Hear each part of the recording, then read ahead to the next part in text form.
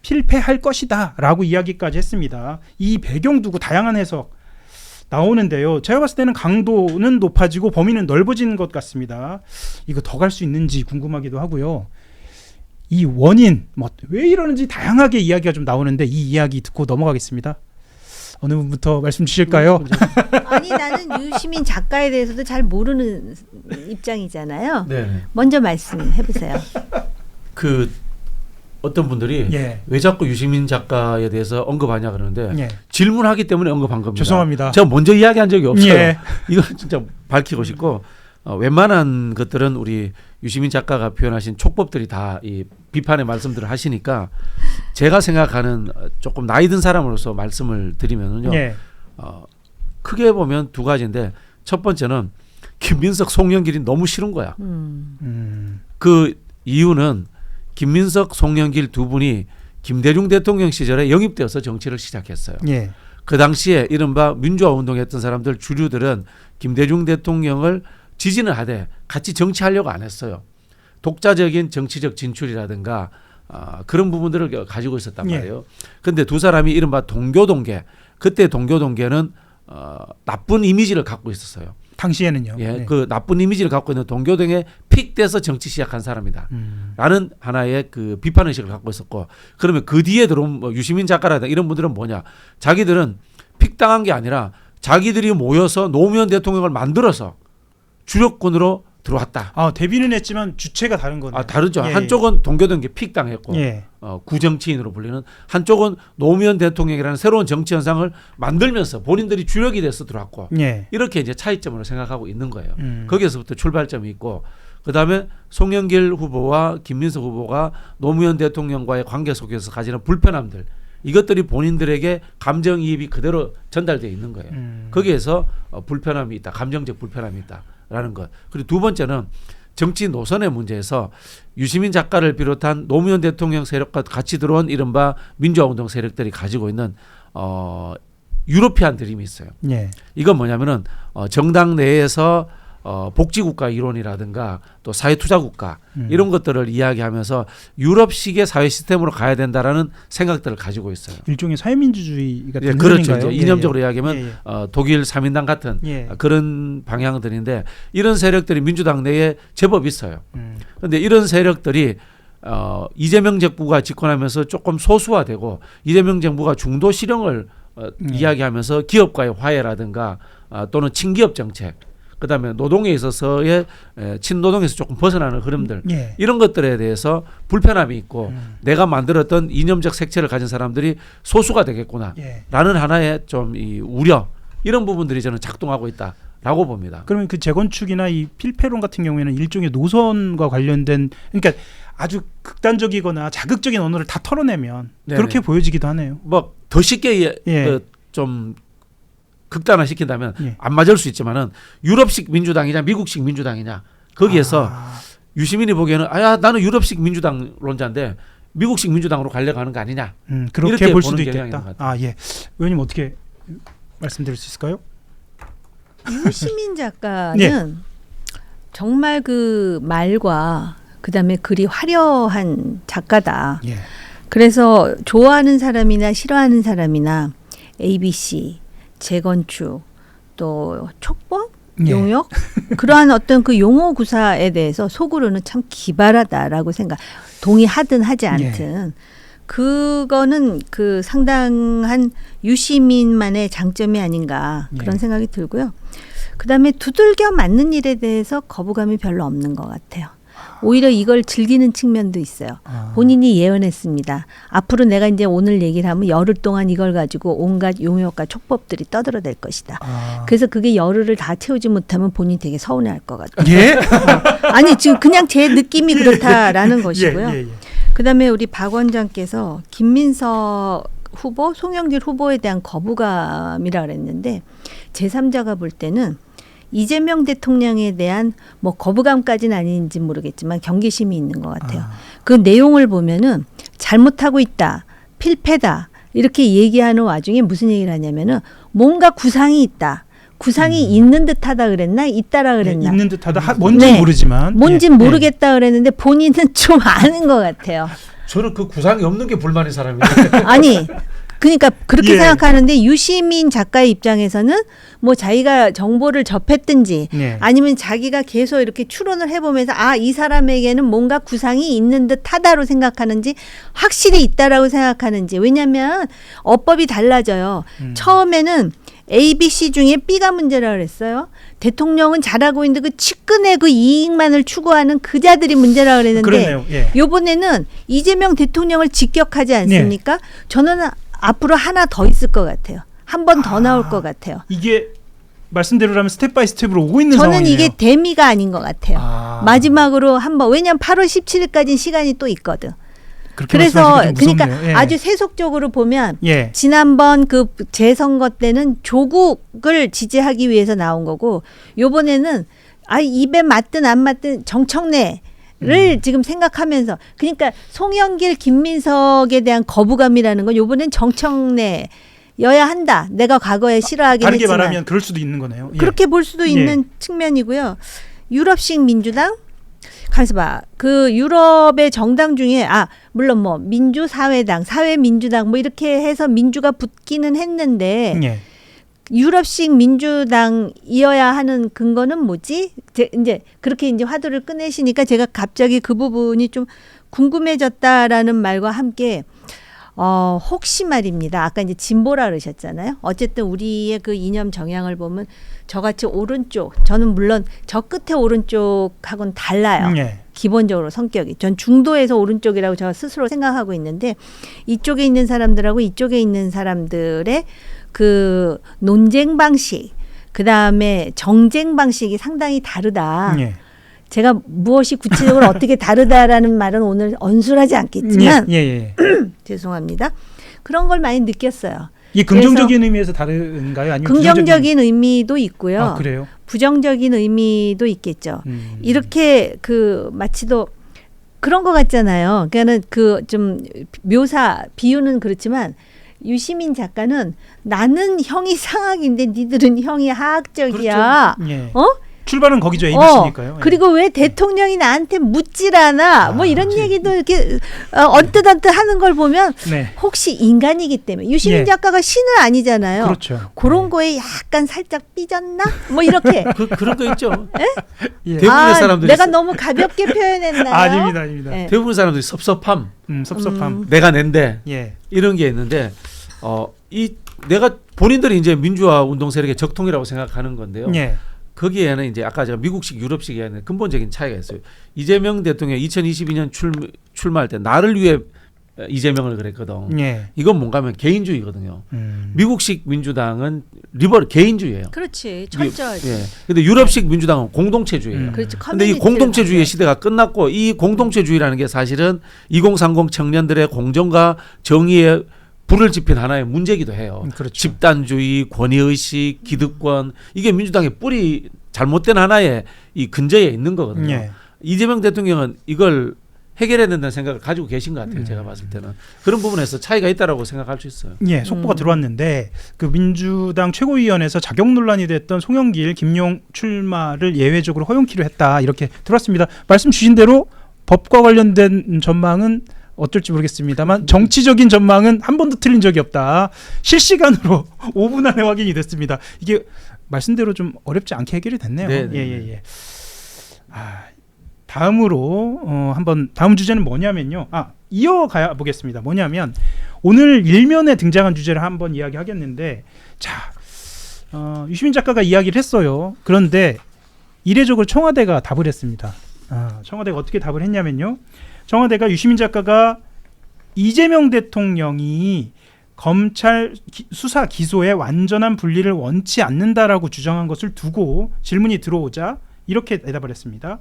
청와대와 이재명 대통령은 수사 기소 분리라는 검찰개혁 핵심 가치에 흔들린 적이 없다. 이렇게 얘기하면서 특정에 대한 언급은 하지 않겠다라고 덧붙였습니다. 그런데 언론에서는 이거는 특정인에 대한 언급을 한 것이고 주제에 대해서 직접적으로 즉답을 한 것이다라고 또 보고 있어요. 여러 가지 시각으로 해석할 수 있겠습니다만 노코멘트로 일관했어야 한다라는 시각도 좀 있고요. 짚고 넘어가야 한다는 시각도 있었습니다. 어떻게 보셨나요? 잘 짚었다고 봅니다. 예. 저도 말씀드리지만 기소 수사 분리했잖아요. 예. 검찰 개혁 이만큼 했으면은 과할 정도로 많이 한 거 아니에요? 근데 이제 유시민 작가 유해 분들이 갖고 있는 게 거기서 본인이 이제 마키아벨리 이야기를 꺼냈습니다만은 마키아벨리가 이른바 현실주의자면서 가치 상대주의자예요. 예. 즉 그 이야기는 뭐냐면은 우리 사는 세상에 100% 완벽한 절대적인 거 하는 게 그런 게 어디 있어요? 어디까지가 검찰 개혁의 끝이고 어디까지가 50% 60%예요. 그죠? 이게 예. 수학이 아니잖아요. 그죠? 그렇죠. 수리학이 아니고 사회에서 일어나는 현상들을 퍼센테이지로 딱딱딱 끊는다는 건 불가능한 이야기예요. 예. 그걸 퍼센테이지로 딱딱딱 끊는다는 건 뭐 이게 교조적 해석인 거고 본인의 논리만 절대적으로 맞다고 생각하는 거예요. 이게 제가 봤을 때는 인식 자체가 저는 조금 문제가 있다라는 생각이 들고 저는 그렇게 봐요. 개혁이라고 하는 것은 끊임없이 눈치켜 뜨고 정치적인 다수의 논리로서 지켜가는 거예요. 불가역적 개혁이라는 건 존재하지 않아요. 불가역적 검찰 개혁을 해서 헌법에서 검찰을 없앴다고 칩시다. 예. 근데 거기에 반대급부로 사람들이 싫어해가지고 반대당이 검찰 개혁을 원하지 않는 당이 200석 넘으면 개헌해서 다시 검찰 수사권까지도 다시 부활시킬 수 있는 거예요. 이게 불가역적이라는 것, 100%라는 것, 완벽하다는 것은 사회 현상에서는 존재하지 않는 거예요. 검찰 보안수사권 이야기는 조금 뒤에도 이야기를 해볼 텐데 저는 의사소통 방법에 대해서 좀 여쭤보고 싶었던 게 사실 지금 집권 1년 차를 좀 넘었어요. 2년 차라고 하지만 사실 초반인데 보수 정권, 그러니까 보수 진영 안에서 봤을 때 저는 물론 보수 진영이 아니라 이전 정권을 봐도요. 집권 2년 차에 이런 방식의 의사소통이 있었다는 건 사실 놀랍기도 합니다. 이 청와대의 이런 반응들, 이런 상황들 어떻게 보고 계신지 좀 궁금하기는 합니다. 그러니까 유시민 작가는 이렇게 발언을 했고 당은 난리가 났고 청와대는 또 반응을 하고 이런 의사소통. 반응을 뭐 했다고 보기도 어렵죠. 아, 반응을 안 하면은 또 얼마나 충격이 컸으면 반응을 안 했겠느냐. 예. 이렇게 나오지 않겠어요? 청와대가 뭘 하든 그걸 해석하는 그런 기사는 나왔을 것 같고요. 예. 이거 진짜 저 혼자 생각인데 예. 만약에 이게 윤석열 정권 때 이런 일이 있었으면은 그 보수의 유시민은 어떻게 됐을까? 잠시 그 생각을 했었어요. 예. 예. 근데 어떻게 보면 지금 뭐 민주당의 많은 인사들이 막 경로하고 지금 분해가지고 어떻게 같은 진영에 있는 사람이 이런 이야기까지 할 수 있는가에서부터 시작해서 또 상당히 그 가치 중심적인 그런 자기 논리를 피력하는 분들도 있고 그런데요. 저는 고 노무현 대통령이 정확히 보신 것 같아요. 유시민 작가는 정치하지 말라 그랬잖아요. 아, 그랬어. 어머, 그 기억 안 나요? 내가 가서 확인 좀 해주세요. 네, 근데 그게 네, 정치를 안 하는 게 맞다.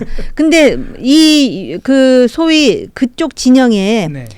듣기 싫은 소리이긴 하지만 그래도 민주주의라는 건 그것까지도 들어야 하는 사회가 사실은 민주주의 사회예요. 그렇죠. 예, 맞습니다. 지금 뭐 예. 그런데 격노할 수도 있어요. 격노하는 것도 자기 감정과 의사의 표출이니까. 근데 이제 이런 얘기를 하잖아요. 본인은 대통령에게 하는 얘기가 아니고 시민들을 향해서 하는 얘기다. 예. 뭐가 잘못되면 이제 국민에 의해서라 그랬던가 시민에 의해서 국민을 향해서 이게 이제 뭐 조정이 돼야 된다 그랬나 수정이 예. 돼야 된다 그랬나 교정이 돼야 된다 그랬나 이 듣고도 정확한 워딩이 생각은 안 나는데 하여튼 그런 취지로. 뉘앙스로 얘기를 하는 거에 대해서는 사실은 청와대도 그렇고 민주 진영에서는 상당히 경악했을 것 같다라는 생각은 들어요. 예. 이거 굉장히 무서운 얘기거든요. 예. 그리고 아까 해석의 여야에 따라서 유럽 굉장히 얘기를 무서운 하셨는데 존 스튜어트 밀, 존 로크 이런 사람들을 많이 그분이 인용을 하더라고요. 맞습니다. 예. 근데 바로 이제 우리가 존 로크 하면 생각나는 게 국민 저항권 아니겠습니까? 예. 그래서 그렇게까지도 지금 확대 해석의 여지를 열어놓고 있다라는 점에서 청와대가 저는 지금 뭐 그동안 대변인의 논평에 대해서 여러 가지 얘기가 있는데 딱 그만큼만 한 것 같은데요. 네. 뭐 더도 아니고 덜도 아니고. 그런데 이제 청와대 내부에서 상당히 격앙되었다라는 보도들은 나왔죠. 예, 계속 나오고 네. 있습니다. 지난번 뭐 ABC 때는 그러지 않았습니다만 재건축론 때 이 이후를 보면 굉장히 좀 혼란스러운 상황에서 이재명 대통령이 직접 나서서 정리가 된 걸로 다들 판단했잖아요. 문재인 전 대통령하고 만났고 그때 이제 가장 주목했던 단어 중에 하나가 박진 평론가님도 이야기하셨지만 구조적 다수라는 이야기도 나왔고요. 물론 당시에 이제 뭐 3대 메가 프로젝트나 이런 이슈들도 있었습니다만 그러면서 이렇게 쭉 정리가 되어 오는 것으로 보여졌습니다. 그러면 사실 유심 작가 등장했을 때 이미 그 프로그램에서도 나온 이야기지만 이번에 또 청와대의 노력이 또 필요할지. 그러니까 지금 아유 노력 안 했겠어요. 그랬겠죠. 예. 제가 이제 들은 바로는 예. 이재명 대통령이 이른바 그 민주진보진영 중도까지 포함해서 어른들을 잘 모시기로 유명한 분이에요. 그런가요? 네, 유시민 예. 작가 어른 축에 드는지는 뭐 제가 규정할 수는 없습니다만 대통령보다도 연배도 위고 예, 연배는 위죠. 월 예. 정치 활동이라든가 사회에 이제 공적 영역에서 활동도 오래 했고 예. 굉장히 잘 듣는 분이에요. 특히 어른들 이야기를. 예. 네, 그런 노력은 저는 충분히 있었을 것이다. 그렇게 생각해요. 이거는 중요한 거는 유시민 작가의 결심이에요. 근데 유시민 작가가 살아온 정치 행보를 보면 압니다. 개혁당이라는 당을 했고요. 예. 그다음에 열린우리당 하다가 나가가지고 국민참여당을 합니다. 네. 그다음에 통합진보당, 정의당까지 갔습니다.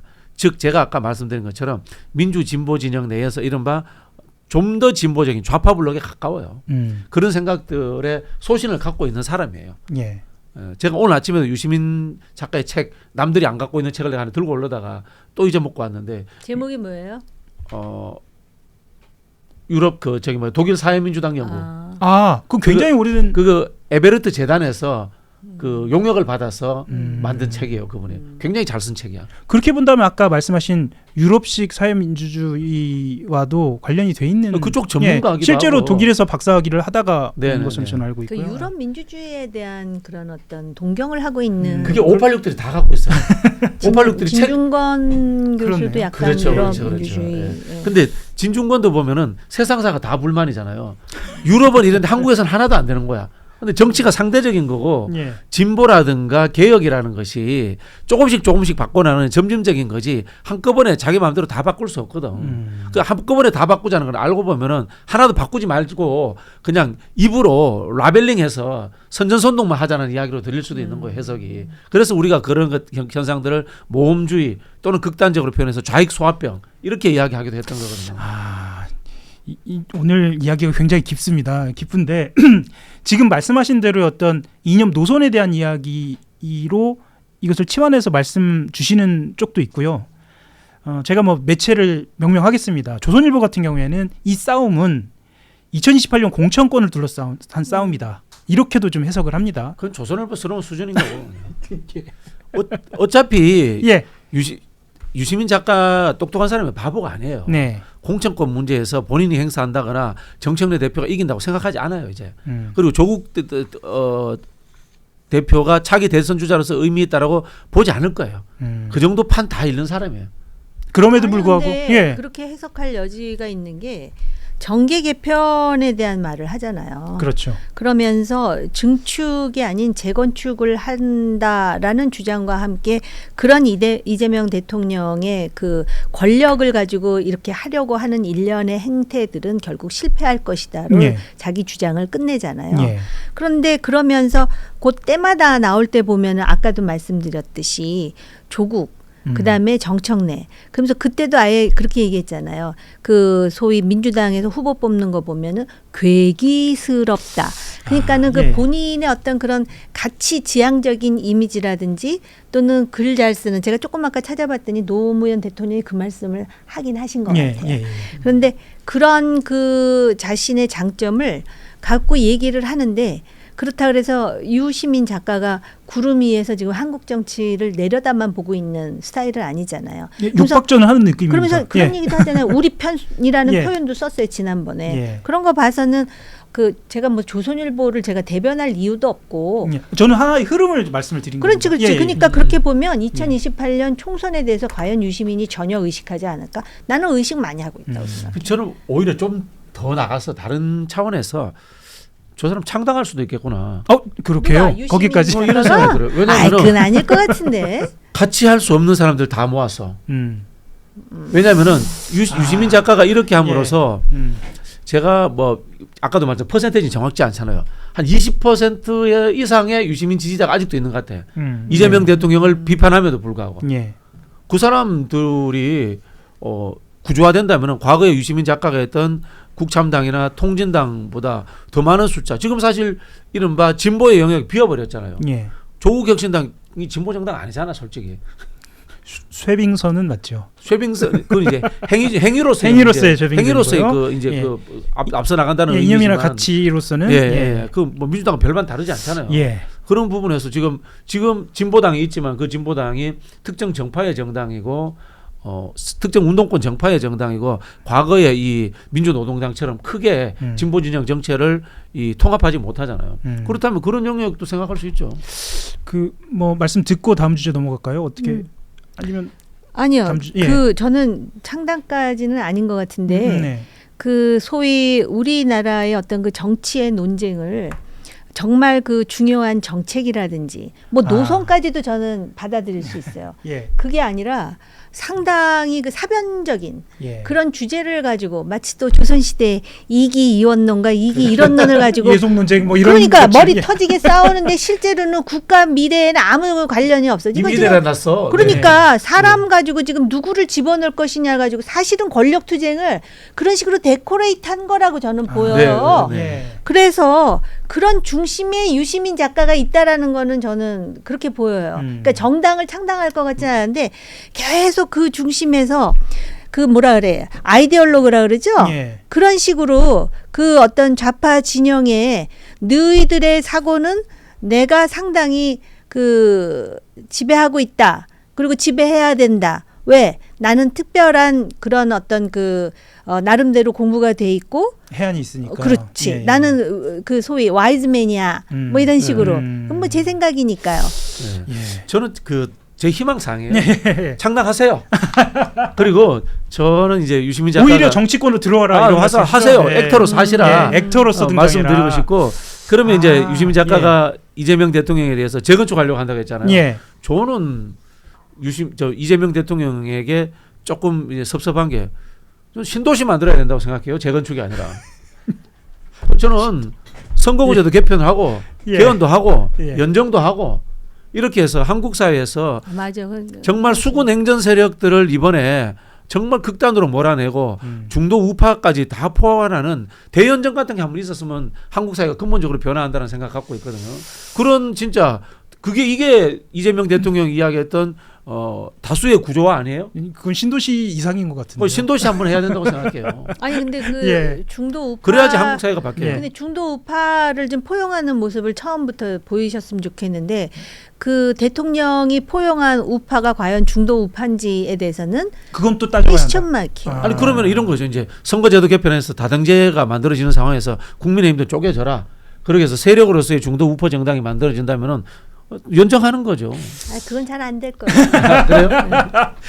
다음에 함께 그것에 대해서는 좀 더 들어가서 말씀 나누는 걸로 하고요. 지금 주제가 많이 남았는데 그게 예. 이제 의원님 말씀에 대답을 하자면 이게 한국의 예. 정당이 사실은 이념적 정당이 아니라 적대적 정당이에요. 적대적으로 그 자리매김하는 안티 정당일 뿐이지. 그냥 흑백 예. 편으로 나눠져 그러니까 있거든. 이게 보수 정당이 아닌 거예요, 제대로. 그러니까 이게 문제가 뭐냐면 자기 편이 아니면 맞는 말을 해도 일단 매도하고 봐요. 이게 한국의 문화라면 전 너무 서글퍼요. 예. 그러니까는 분명히 옳은 소리를 하고 있는데 우리 편이 아니면 지금 그런 약간의 그 상황이 지금 맞아요. 이 진영에도 벌어지고 있는데 유시민 작가가 이재명 후보를 지지하고 그럴 때는 유시민하고 맞습니다. 추앙하다가 예, 예. 지금은 거의 뭐 짱돌을 던지는 수준이잖아요. 그렇죠. 옳은 건 옳다 그러고 틀린 건 틀리다 그래야 되는데 유시민 작가가 말한 것 중에 민주당의 이재명이 되어야지 이재명의 민주당이 되어서는 안 된다라는 그 인트로덕션 그러니까 서두를 그렇게 끌으면서 얘기를 하자. 뒤에 예신 다 틀렸지만 그런 말은 또 맞는 말도 있잖아. 그러니까 맞는 그렇죠. 건 맞다 그러고 잘못된 건 잘못됐다 그래야 되는데 너는 우리 편이 아니니까 너는 이제부터 다 틀렸어. 저는 지금 제가 약간 겪는 문제까지도 포함해서 지금 얘기를 하고 있는 예. 한국 정치 이런 부분이 참 문제죠. 원장님 어때요? 그럼 저도 수용할 예, 예. 것은 수용하고 동의하는 예. 데 생각이 들고요. 예를 들자면 이제 계시니까 한동훈 세력들, 뭐 한동훈 대표를 저는 안 좋아합니다만은 예. 내란에 광고 듣고 가셔야 되는 거 예. 아니에요? 저희는 아니, 광고가 내란에 예, 오늘 반대했잖아요. 없습니다. 오늘은 내란에 광고 없습니다. 반대했잖아요. 예, 예. 그럼 내란에 반대한 분들은 국민의힘보다 민주당하고 더 가까워야 되는 거예요, 예, 예, 사실은. 예. 아, 예. 어떻게 보면은 한동훈이 아니 예. 내란에 반대한 분들은 윤석열 내란에 반대한 분들은 아니 내라 그 계엄에 반대한 사람 많다 그러던데 지금 예. 또 그러니까 그런 지금 분들은 그렇게 사실은 얘기하더라고. 자기 당 내에서 계엄 찬성 세력을 쳐낼 자신이 없으면 그런 분들은 떨어져 나와야 돼요. 이게 조선시대로 치면 영모인데 예. 영모에 찬성한 사람하고 반대한 사람이 같은 당에 있다는 게 말이 안 되거든. 예. 근데 왜 같은 당에 있느냐? 민주당이 싫으니까. 적대적인 안티로서 자기 정체성을 만들어내는 거야 지금. 그 정우김 의원님 걱정해 주신 대로 광고는요 월요일 목요일만 하게 네. 되고요. 광고 나머지 날짜도 광고 주시면 제가 열심히 한번 저는 해보도록 아까 하고요. 여기서 끊으신다 그래서 좋아요 광고는 한번 하겠습니다. 좋아요 눌러주시면 더 많은 분들이 좀 심도 있는 말씀 나누겠고요. 정우김 의원님 저 슈퍼챗 들어왔습니다. 역시 정우김 형님 하면서 슈퍼챗이 들어왔습니다. 두 분 평론이 참 품격 있어서 좋습니다. 라고 감사합니다. 지금 슈퍼챗 주신 미스터 로션님 감사드리고요.